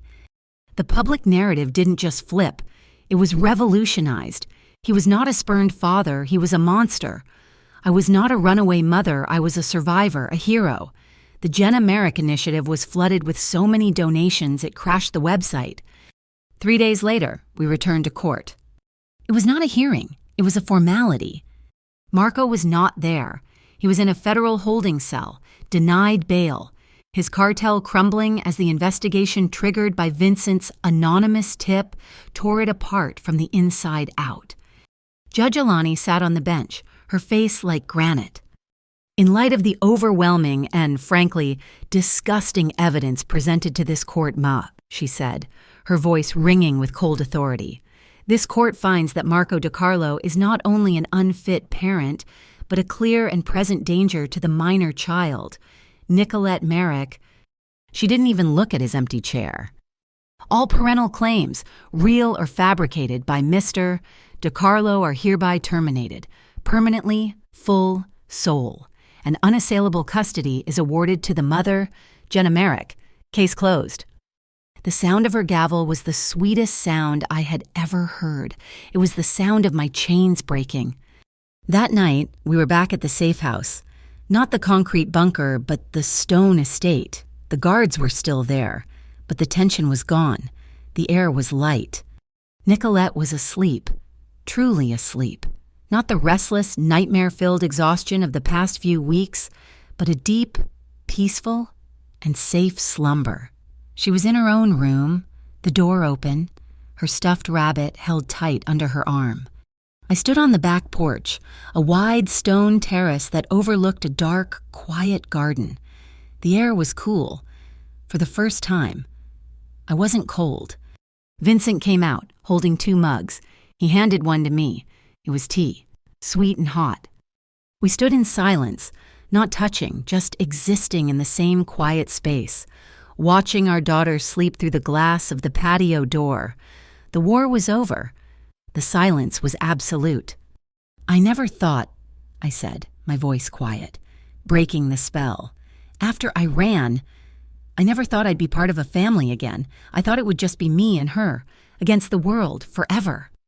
Vincent took a sip of his tea. He was staring at Nicolette, his profile hard in the moonlight, but his eyes were soft. "This isn't just a family, Jenna," he replied. his voice a low rumble.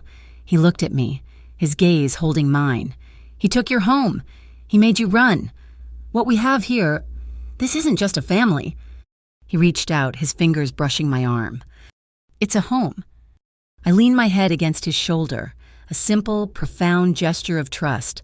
He wrapped his arm around me, and we stood there, together, watching our daughter sleep in the home he had built for us. A week later, life had begun to find a new rhythm. The guards were less visible. Elena was smiling. Arthur Thorne was finalizing the paperwork for the initiative. I was sitting in the library, reading a book, an actual novel, the first I'd had time for in 7 years, when Elena brought in the mail. "This one is for you, madam," she said, handing me a thick, cream-colored envelope. It was from the Lantana Women's Organization. I opened it. It was an invitation. They were inviting me to be the keynote speaker at their annual conference. They wanted me to tell my story in front of hundreds of people. My first instinct was to tear it up. The old fear, the desire to hide, surged back.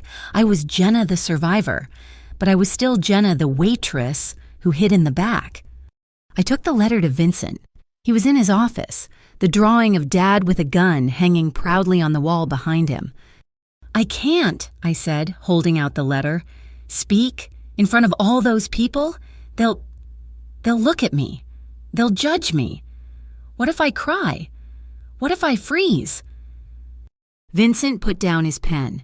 He didn't tell me I was strong. He didn't tell me I had to. He just looked at me with that same steady, unshakable confidence. "Then freeze," he said simply, "and then thaw, and then speak. Jenna, you've been hiding for 6 years. You don't have to hide anymore. Your story. It's not something to be ashamed of. It's a weapon. Go. Use it." He smiled, a small, genuine smile. "Be visible. I'll be waiting right here when you get back." I looked at him, the most dangerous man in Lantana Heights, the man who had torn down my enemy and then built me a fortress.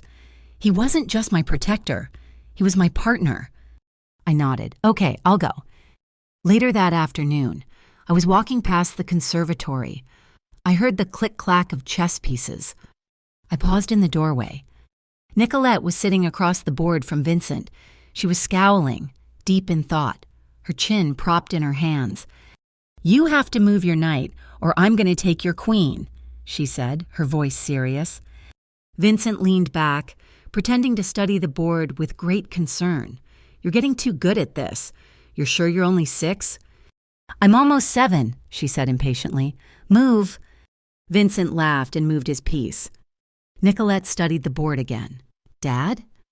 Vincent froze. I froze. His hand, reaching for his water glass, stopped in midair.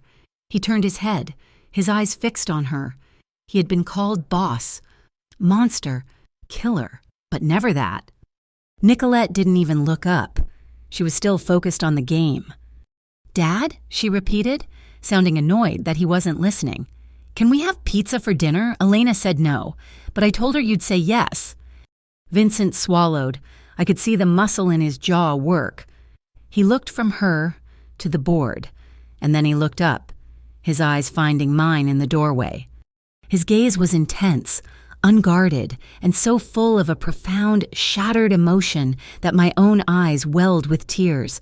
He was completely undone, taken down not by a bullet or a knife, but by a 6-year-old girl who saw him not as a savior or a boss, but just as her dad. He cleared his throat, his voice rough. "Yeah, Nicolette," he said. "Yes, we can have pizza."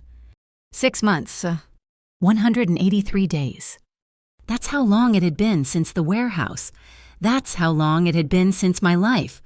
A thing I had always seen as a desperate, day-to-day sprint for survival had finally, truly begun. The smell of grease and stale coffee was a distant memory. Now, my days smelled of lemon polish and printer ink.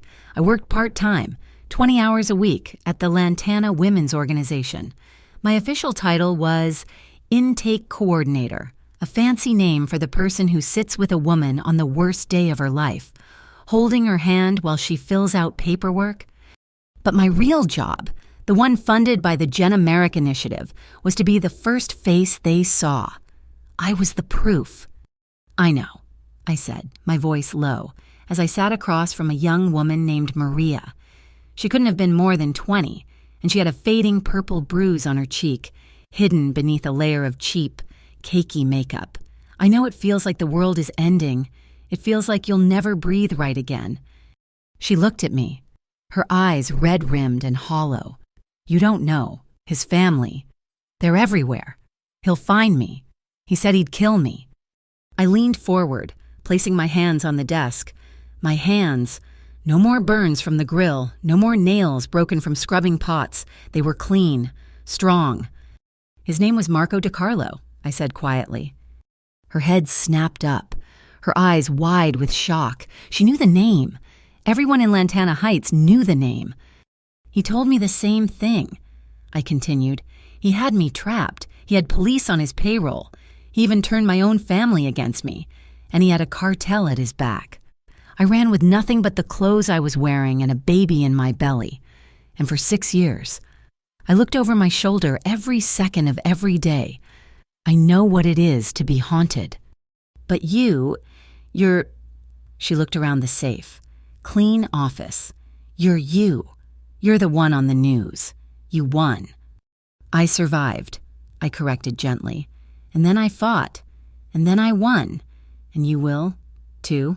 The man who hurt you? He's just a man. He's not a monster. He's just a bully. And we, I smiled, are done being bullied. You're safe here, Maria, I promise. I watched her shoulders drop, the first real, shuddering breath of relief leaving her body. This was my work now. I was not just a survivor. I was a shield. My phone vibrated on the desk. A text from Vincent. Pizza tonight, Nicolette's orders. I'm on my way. I smiled. I have to go pick up my daughter. Nicolette was no longer the shy, whispering ghost I had raised in the shadows of our crumbling apartment. She was, in a word, thriving. She was a student at Briarwood Academy, a private school with high brick walls and a century of old money prestige. I pulled up in my car, a safe, black, completely unremarkable sedan, and waited. I was early. I saw them before I saw her, the shadows. 2 men, dressed in simple, dark clothes, stood on the periphery of the schoolyard. They never looked at her. One was reading a newspaper. The other was scrolling on his phone. But they were always there. Moretti protection. They were a permanent part of her life now. And to Nicolette, they were as normal as backpacks and lunchboxes. The bell rang. She came bursting out of the doors, not walking, not running, but skipping. Her dark hair was in a ponytail, her uniform slightly disheveled. She was laughing with 2 other girls. And my heart ached with a profound, painful joy. She had friends. She was loud. "Mommy!" she yelled. Spotting the car, she ran over, threw open the door, and launched herself at me, her arms wrapping around my neck. "Mommy, I got an A on my spelling test, and I told Dad we have to have pizza because I won the chess game, and he said I cheated, but I didn't." "He said you cheated? Did he?" I laughed, buckling her in. "We'll have to talk to him about that." The city outside the car window was the same, but it was different. It was just a city. The shadows on the street corners were just shadows. The DiCarlo cartel was a ghost story. With Marco's arrest, the entire organization had imploded. The federal charges, human trafficking, racketeering, conspiracy to commit kidnapping, were a mountain he would never climb out from under. He was gone. The few stragglers who remained were either in hiding or had been quietly absorbed by other, smarter organizations. The threat was neutralized. We drove to our new home, not the stone fortress in the country, but a townhouse in the city, in a historic, tree-lined neighborhood. Vincent had bought it. He said he was tired of the commute. I knew it was because he wanted us to have a home, not a fortress. It was beautiful, all exposed brick and warm wood, but more than that, it was ours. I was helping Nicolette with her homework at the kitchen island when he came home. I heard the front door open and close. I heard the heavy clack of his keys on the entryway table. I heard his footsteps, heavier than usual. He appeared in the doorway of the kitchen. He was still in his suit, but his tie was loosened and his jacket was off. There was a darkness under his eyes, an exhaustion that had nothing to do with spreadsheets. He was still, and always would be, Vincent Moretti, the boss. His days were spent in a world of quiet violence and brutal negotiations that I had chosen not to see. He looked at me, and the weight of his world was visible on his shoulders. "Hi," I said, my voice soft. He didn't answer, just watched me. "Dad?" Nicolette yelled, oblivious. "Mommy said you said I cheated. I did not." Vincent's focus broke. He looked at his daughter, and the shadows in his eyes receded. The hard lines of his face softened. The Moretti boss vanished, and my Vincent was home. "You absolutely did," he said, his voice a low rumble. He walked over and kissed the top of her head. "I saw you move that pawn when you thought I wasn't looking." "Did not," she shrieked with laughter. He looked at me over her head, his eyes warm and private. "Later," they said. Our relationship was no longer the desperate, adrenaline-fueled passion of the safe house. That raw, frantic energy had burned away, leaving something stronger and infinitely more profound. It was a mature, quiet intimacy, built on trust and the shared reality of our life. He was still the most powerful and dangerous man I had ever known. He still moved with a predator's grace. But with me, he was tender. He was patient. He was, in a way that still stunned me, completely honest. Later that night, after Nicolette was asleep, I found him in his study. He was standing by the window, a glass of whiskey in his hand, staring at the city lights. I came up behind him, wrapping my arms around his waist, pressing my cheek against the warm, solid muscle of his back. He didn't tense. He just leaned into my hold, one of his large hands covering mine. "Bad day?" I murmured. He was silent for a moment, a necessary one. I didn't ask for details. I didn't need them. I just held him. "You're home now," I said. He turned in my arms, his hands coming up to cup my face. He just looked at me, his gaze intense, as if he were memorizing me. "This," he whispered, his voice rough. "Coming home to this. To you. It's the only part of my day that's real." He kissed me. It was not the desperate, bruising kiss of our shared fear. It was slow and deep and full of a certainty that felt as solid as the foundation of the house. It was a kiss of arrival. It was patient. It was honest. It was everything he had promised to be. The next day, we had an appointment. We sat in a sterile, quiet office, not a courtroom, but a judge's private chambers. It was just the three of us, and Arthur Thorne, Nicolette, dressed in a new pink dress, was quietly drawing on a legal pad. The judge, a kind man with white hair, smiled at us over his glasses. "Well, this is the most straightforward case I've had all year." He looked at the mountain of paperwork Arthur had filed, the termination of Marco's non-existent parental rights, the federal convictions, the letters from Dr. Alani. "Vincent Moretti," the judge said, "you are petitioning to adopt the minor child, Nicolette Merrick, and to be listed as her legal father." "I am," Vincent said. His voice was steady, but I had my hand on his knee under the table, and I could feel the coiled tension in him. He was more nervous now than he had been in the warehouse. The judge looked at Nicolette. "Nicolette, honey, do you know this man?" Nicolette looked up, her crayon pausing. "Uh-huh, that's my dad." The judge chuckled. "And you're okay with him being your dad? On paper?" Nicolette shrugged, a perfect 6-year-old gesture of indifference. "He's already my dad. The paper is just paper." The judge looked at Vincent, his eyes soft. "Well, son, you heard her. You're already in." He picked up a pen. "By the power vested in me by the state, I am pleased to sign the final decree of adoption. Congratulations, Mr. Moretti. She is legally, and in every other way, your daughter." Vincent's hand covered mine, his grip crushing. He didn't speak. He just watched the judge sign the paper that made it real, the paper that bound him to us forever. That night, we had a celebration dinner. Not at some fancy restaurant, but at home. I made pasta, and we ate in the kitchen. Afterward, Nicolette, who had been vibrating with a secret all night, announced, "I have a present." She ran from the room and came back holding a small, lumpy box. She presented it to Vincent with all the ceremony of a coronation. "This is for you," she said, "because now it's official." Vincent looked at me, his eyebrows raised, a look of pure confusion on his face. He opened the box. Inside, on a bed of cotton, was a bracelet. It was made of cheap, colorful plastic lacing, the kind from a craft store, woven into a crooked braid. "I made it," Nicolette said, beaming. "It's so you don't forget." Vincent was speechless. He stared at the bracelet as if it were a priceless diamond. "Put it on," she demanded. Slowly, his large, scarred hands lifted the small, colorful string. He tried to work the clasp, but his fingers were too big.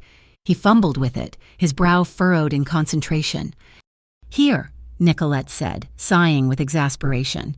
She snatched it from him, grabbed his thick wrist, and expertly fastened the bracelet. It looked tiny, almost comical, against his skin, next to his expensive watch. He stared at it. "Now we're all official," Nicolette said, satisfied. She then held up her own wrist, where she had a matching one. "Mommy has one, too. Now we all belong." Vincent didn't move. He just sat there, staring at the small, crooked bracelet on his wrist. I watched as a single, slow tear tracked its way down his cheek. He didn't wipe it away. He was too stunned. This man, who had faced down cartel bosses and SWAT teams, who had killed and bled and built an empire, was completely undone by 6 inches of plastic string. He reached out, not to me, but to her. He pulled her into his lap and buried his face in her hair, his broad shoulders shaking. "Yeah, Nicolette," he whispered, his voice thick and broken. "We all belong." That night, after she was asleep, he took my hand. "Come with me. I want to show you something." He led me up the stairs, past our bedroom, up another, narrower flight of stairs. They opened onto a small door. He unblocked it and pushed it open. We were on the roof. The city of Lantana Heights spread out before us, a glittering carpet of light. The air was cool and clean. The rooftop was not empty. It was surrounded by dozens of candles, their flames flickering in the breeze, creating a small, warm island of light in the darkness. "Vincent," I breathed, "what is this?" He led me to the center, his hand warm and firm in mine. "When I was a kid," he said, his voice quiet, "I used to climb onto the roof of my tenement. I would look at this city, and I hated it. It was a monster. It was a cage I had to escape." He turned to face me, his hands finding mine. He was nervous. His palms were damp. "Now," he said, his dark eyes searching mine. "I look at it, and it's just a city. It's the background, because the cage I was really in, it was here." He touched his own chest. It was empty. I was empty. I had power. I had respect. And I had nothing. He took a shaky breath. "And then you and Nicolette, you fell into my life, and you filled it. You brought light. You brought noise, and chess, and pizza." He smiled, a small, unsteady expression. "Jenna, I love you. I love you in a way that I didn't know I was capable of. I love you with everything I am." My heart was beating so hard I could barely breathe. The tears were already in my eyes. He squeezed my hands. "I'm not an easy man. You know what I do. You know the world I live in. I can't offer you a simple life. I can't offer you a life without risk." "I don't want a simple life, Vincent," I whispered. "I know." He reached into his pocket and pulled out a small, black velvet box. He didn't kneel. He stood in front of me, his equal. He opened it. The diamond inside was huge, a square-cut, blinding star, but it was simple. Set on a plain platinum band, it was elegant, it was strong, it was him. "I will never own you, Jenna," he said, his voice rough with emotion, his gaze locked on mine. He was quoting me, from our argument in the safe house. You are not a possession. You are my partner. He took my left hand. But I will protect you with everything I have. I will honor you, and I will love you, and our daughter, for every second of the rest of my life, if you'll let me be part of your life, as your equal. He took the ring from the box. Will you marry me, Mia? I was sobbing, quiet, happy tears streaming down my face. I couldn't speak. I just nodded, a frantic up and down motion. Yes, I finally whispered, my voice breaking. Yes, always. Yes. He slid the ring onto my finger. It was a perfect fit. It felt heavy, a solid, cool promise. He pulled me against him, and his mouth found mine. The kiss was not a desperate clash or a tender exploration. It was a seal. It was a vow. It was the taste of forever, a promise made in the candlelight, high above the city that was no longer our cage, but our kingdom. He wrapped his arms around me, and I was finally, completely and irrevocably home. Downstairs, in her bedroom, Nicolette slept. She was safe, her breathing even, her nightmares long since banished. She was curled on her side, her arms wrapped tightly around a new stuffed animal. It was a brown, fuzzy bear, wearing a small, hand-knitted vest. Sewn onto the vest, in my own careful stitching, was a white label. It had 2 words, from Dad. The following spring, on a Saturday, the sun was bright, the air smelled of new-cut grass and popcorn. We were in the park, the big one by the library, the one where Marco's men had taken that first terrifying photograph. But today, there were no long-lens cameras. There were no shadows in dark cars. It was just us. Nicolette was running ahead, her laughter bright and high, chasing a bright red ball. I was walking, my hand held firmly in his. Vincent, my husband, his hand was large and warm, his thumb rubbing lazy circles on my palm.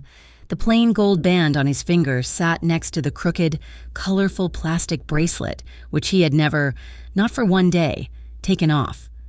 He leaned over and kissed my temple, his lips warm, happy. I leaned my head against his shoulder. I watched our daughter, our beautiful, loud, fearless daughter, as she kicked the ball and fell, laughing, into the soft grass. He didn't just save my daughter. My heart so full I thought it might burst. He showed me she didn't have to be mine alone. We were hers, all of us. And that was the real beginning. Thank you so much for listening to our story. That's my daughter. She cried. The mafia boss took her hand and said, "Not anymore. She's ours." We truly hope you enjoyed it. We would love to hear from you. So please, drop a comment and let us know where in the world you're listening from. If you loved this story, please consider subscribing to our channel, Mafia Romance Stories, for new, exciting content every week. And finally, please share your thoughts on Jenna and Vincent's journey in English. Your feedback means the world to us.